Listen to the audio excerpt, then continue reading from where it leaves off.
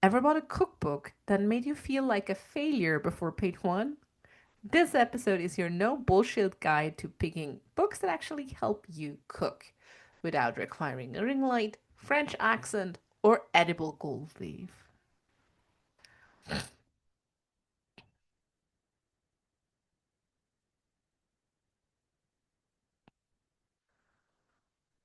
Ever bought a cookbook that made you feel like a failure before page one? This episode is your no bullshit guide to picking books that actually help you cook without requiring a ring light, a French accent, or edible gold leaves. So, welcome back to the Scenic Route. I'm Jen, your host, and today we're doing something a little different. If you know me from more serious episodes, don't worry, I'll still take things very seriously, and rest assured, I especially do take my food very seriously. Today, though, we're going to talk about cookbooks. And before you click away thinking this is trivial, let me be clear food isn't trivial. It's culture, it's care, it's survival, it's political, and often it's resistance.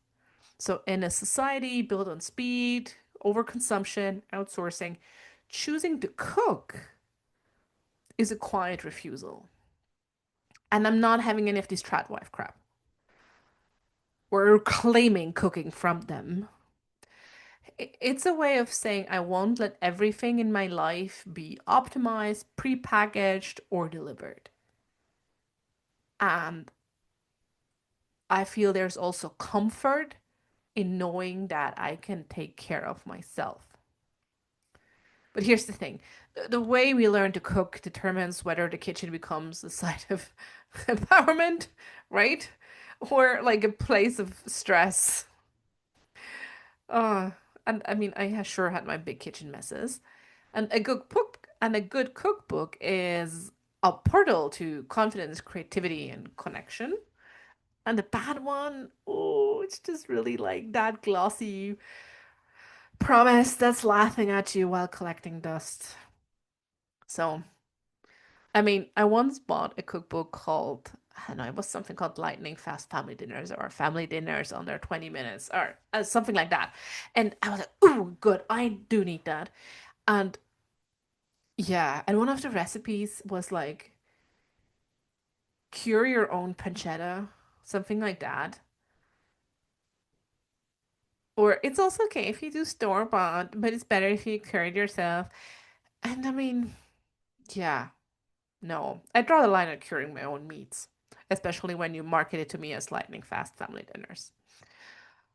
So, I mean, a few weeks ago, I shared a stack of my new cookbook editions on Instagram, and it sparked quite a few conversations.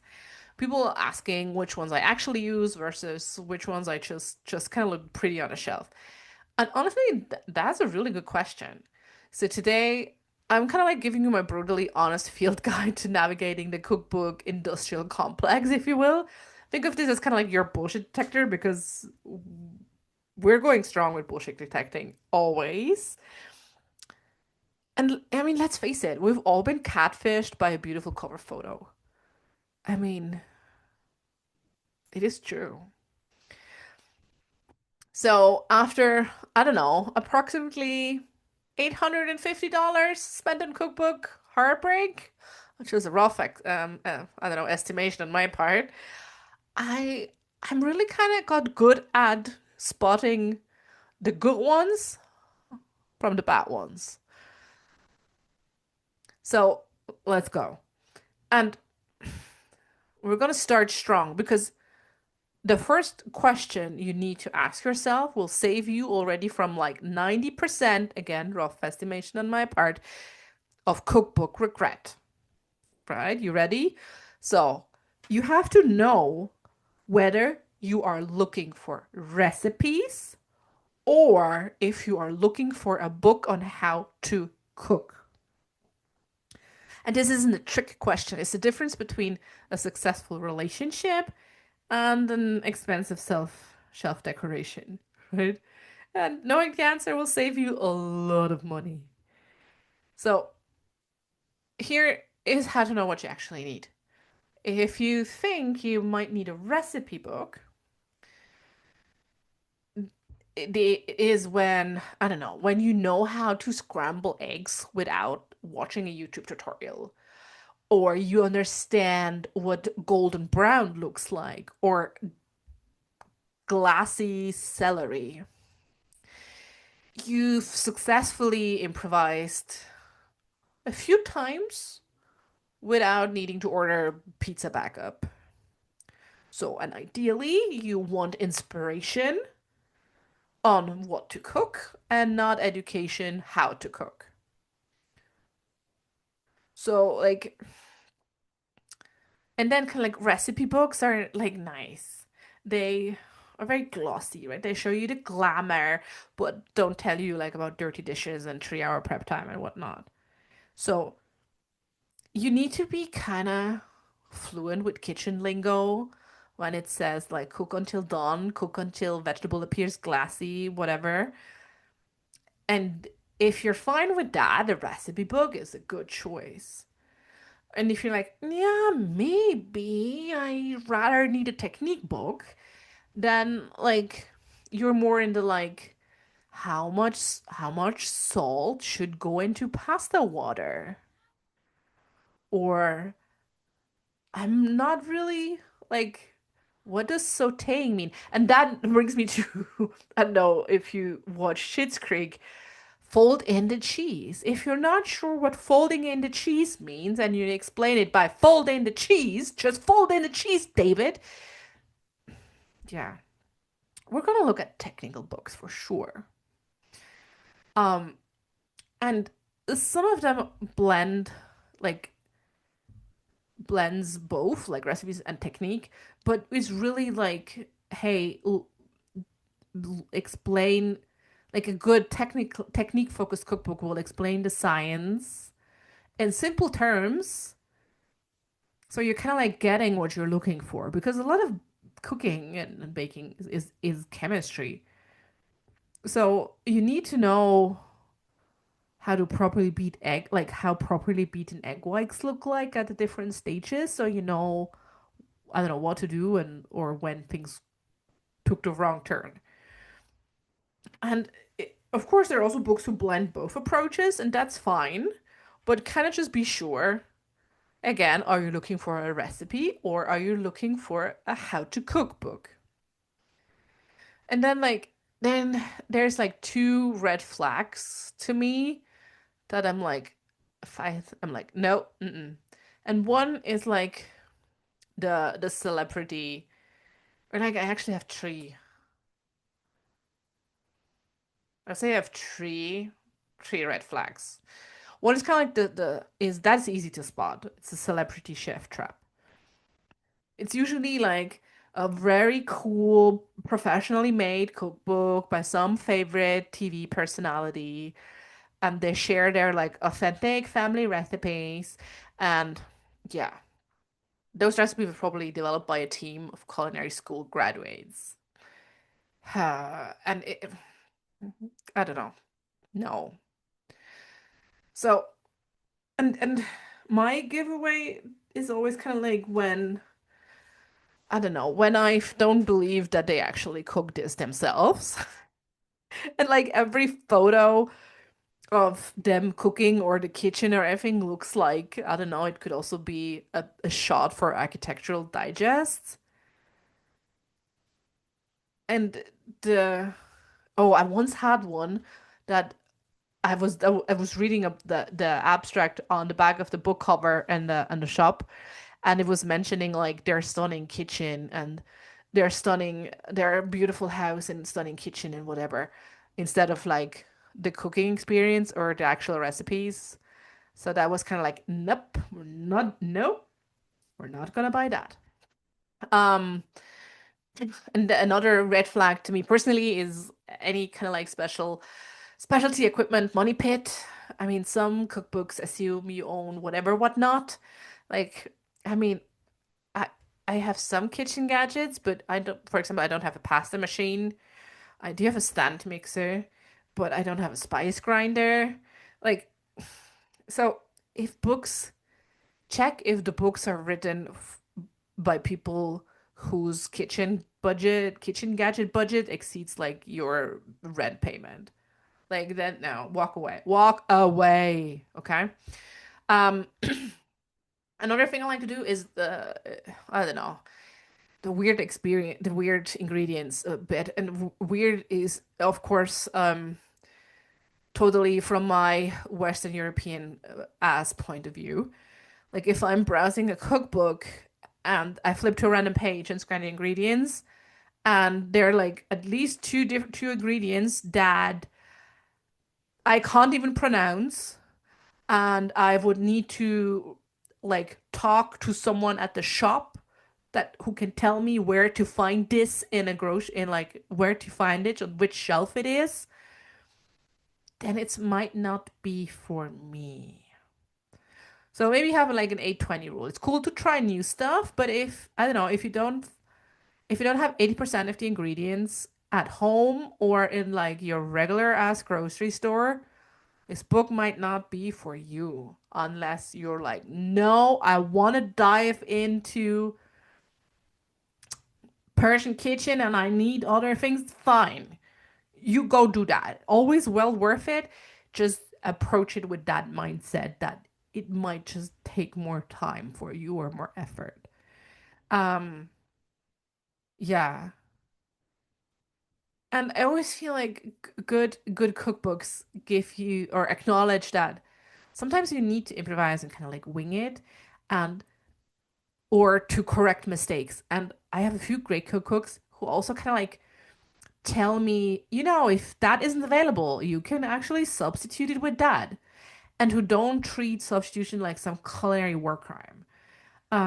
Or if you have like, oh, if you feel it's like too salty, add a bit more of that, already like, So if you have phrases in your cookbook that like, if you can't find X, try Z, or like, oh, in case you don't have buttermilk, like, I don't know, um, you can try this and that, or, just kind of like add milk and just added some vinegar to it.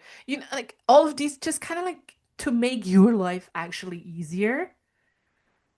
To me, those little phrases are telling me that the author lives in in a reality that's somewhat adjacent to mine. And that really helps. And then kind of like what I also is like I cook photo deception, cookbook imagery. Now, this is of course totally personal preference. I'm more of the messy kind of food photography.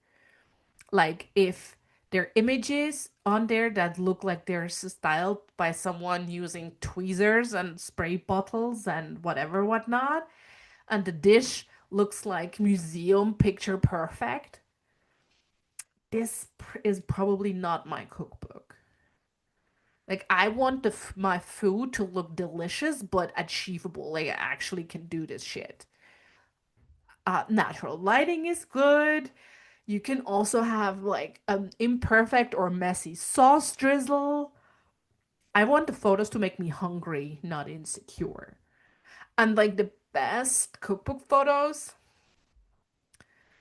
to me, they show me that what the food I'm about to prepare looks like, I don't know, looks like it's been done, but like it's been cooked by a human being on a random ass Tuesday night. And I don't know, it should look appetizing. And to me personally, that's more if it looks a bit messy. I'm fine. Like I love the messy cookbooks. Um, and that also might be another thing that I look for, and this could be controversial. Some are like, no, I just want to have recipes. I don't care about like, I don't know, the cookbook author's sob story. I'm kind of like, yeah. I I once looked through a book that was like 80% sob story and 20% recipes. That was a bit that felt like an imbalance. But I I like the sob stories, right?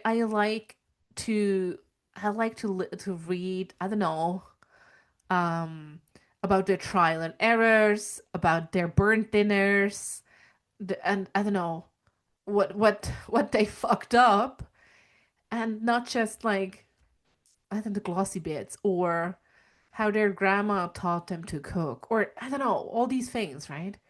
If they mention cooking as, yeah, the lessons learned, also the disasters, and the story that they can show me that I don't know, I believe them that they're feeding real families and the food doesn't go just, I don't know, gets tossed. That I like. That's always a green light for cookbook purchases. um, and it again, right? It goes also into just kind of like, do they have a teacher mentality? And that's often with also with like these celebrity books, right? Are they just kind of like, these are my recipes now, bow down before me, or is it like, I'm gonna teach you how to cook. I'm gonna explain why my technique works, why what I do works, and how, and like I'll offer troubleshooting tips. I like so, I just kind of like support you, got your back. I mean, I'm your like your teacher, not just some dude showing off. Um, and then is really like, okay, again, also, are you looking for like a special occasion cookbook, or are you looking for like, I don't know, spicing up your family dinners on a weeknight? And then again, be be really honest with that and look at the recipes and be like, would you realistically make any of that on a random Tuesday when you're tired, slightly stressed, and you just want something good to eat? Or it, like, if the answer to that question like requires you to become like a totally different person with different life circumstances, run away. Run. Like, it's not gonna make you happy, it's just gonna make you fucking miserable. And it's okay, right? Like it just be honest what you're looking for. If you want something to marvel at, I mean, you can buy a book of how to make wedding cakes or whatever I'm doing, or if you just like looking at the pretty pictures. I mean, if that's your jam, then fine, right? But don't come crying that you can't make those recipes on a random Tuesday night when your ass is tired.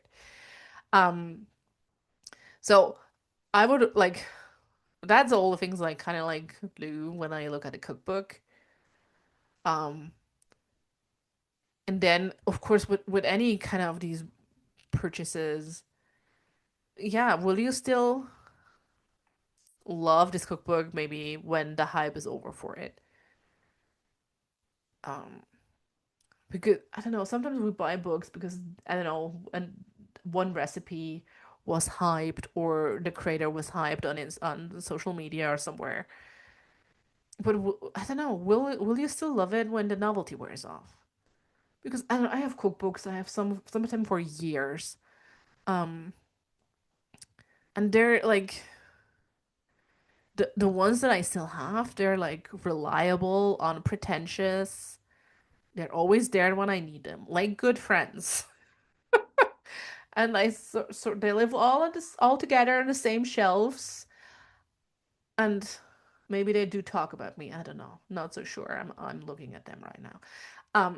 So and it's also like, to me, it's also okay if your book get food stains on the pages. I mean, also maybe a controversial take. And I have scribbled notes in the margins and bookmarks. I feel that's all, like, I don't know. It shows me that they're loved and lived. Of course, you could doesn't mean that you could also have them clean and they're loved. Sure. Um, I can't. Maybe it's my ADHD brain, but I can't. Anyway, um, because like at the end, as always, this is what it's all about, right? Cooking is rarely just about feeding ourselves. It's a big pillar of our mental health. It's shaping daily rhythms. It's creating community. It's it has strong soothing characters. right? We do regulate with food. That's not necessarily always just a bad thing. And sharing a meal is one of the oldest forms of human connection. And learning to cook well, whether that means boiling pasta without drama or mastering your sourdough, whatever, it gives us back a sense of agency, right? And I feel that's really hard these days for a lot of us because we outsource so much, also because to some extent because we have to, because we can't do it all at the same time, and a lot of things feel very much overwhelming. And food anchors me. I think it anchors us. It slows us down. And when we cook together, it makes us part of something bigger than ourselves.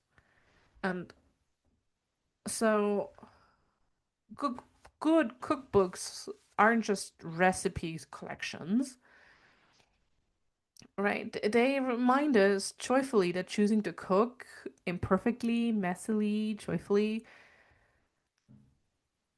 is, I don't know, it's just a quiet thing we can do.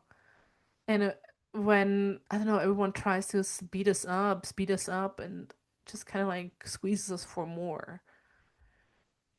So, I don't know, go forth, armed with your newly calibrated bullshit detector on cookbooks, and find the one that, I don't know, will you will actually like and you will actually think will make your cooking skills and your life better instead of just looking pretty on a shelf.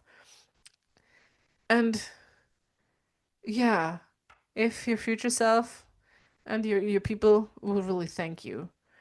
Um, and oh, and if you find yourself in a bookstore holding something called like Crystal Water 101 Ways to Hydrate Mindfully, put it down, walk away. Some battles aren't worth fighting. So hey, this is for this week's episode of the Scenic Ground. If you got a cookbook disaster story, or if you want to tell me about the one cookbook that actually changed your life, always happy to hear that. Tag me on Instagram, drop a comment. I really want to hear about your kitchen wins, your kitchen crimes. Give me the dirt. And look, I know some of you are wondering, well, why, when are we getting back to the serious episodes? Here's the thing: food is political. It always has been.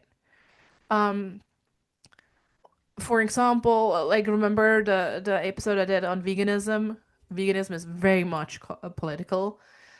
Or also like who gets to call a dish authentic? Who decides what counts as national cuisine? Remember the nationalism episode I did a few episodes back? How we talk about national dishes and national cuisine that are often like, I don't know, younger than photography. And how food does not recognize borders, but we're drawing them lines around them anyway. When you choose to cook instead of just outsource everything, when you feed yourself and your people, this is not trivial. This is a grand thing, and it's a small act of resistance, right? In a system that this is designed to keep you dependent, rushed, consuming. And so, like,